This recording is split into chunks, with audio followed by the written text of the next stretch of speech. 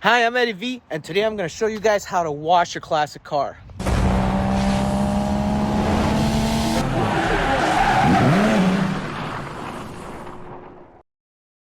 So, this method I'm going to show you how to wash a classic car involves not scratching your car, and this could be done.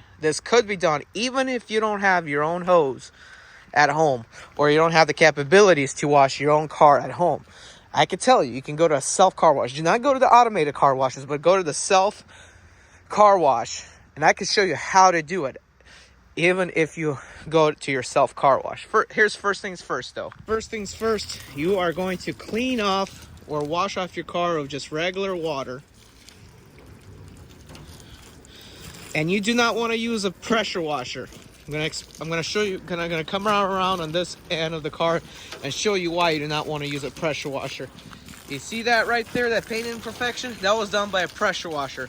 So that's exactly why I wouldn't wash your car with a pressure washer. Next, you're gonna have one of these sponges that won't scratch your car. Say, for example, you can't wash your car at home. You stick this with you. Go to a self car wash. Instead of using their brush after you put soap, I know some of the self car washes have a soap built into the brush. All you got to do is walk around with the brush, not touching your car, and then you use this to wash your car. All you need is either car wash soap in a bowl or Dawn dish soap. I did my research. Dawn dish soap is safe enough to use on cars.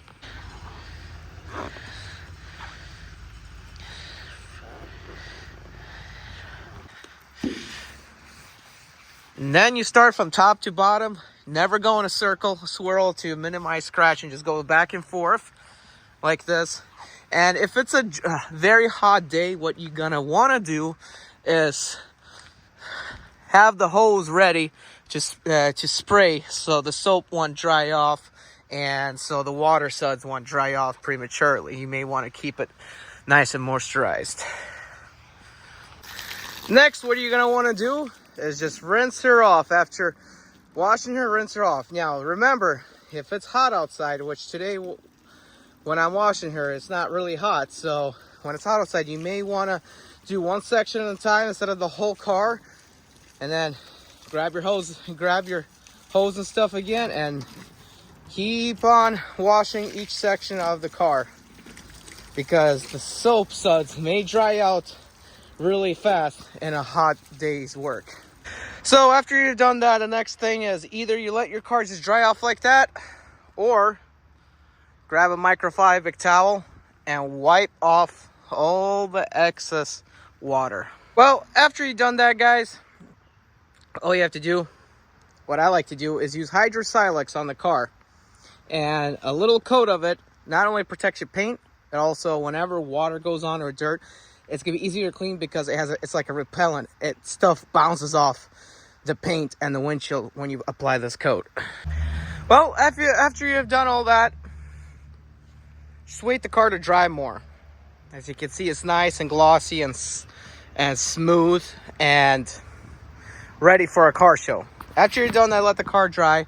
And if you don't have an overhang or a car garage or where to put this enclosed, what you're gonna want to do is, after it dries, put a car cover on it that's waterproof and breathable.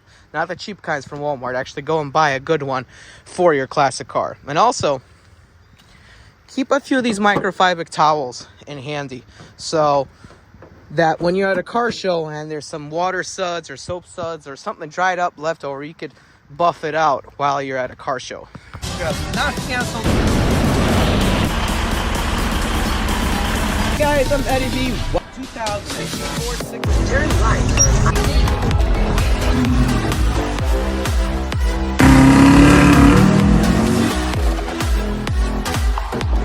This particular package,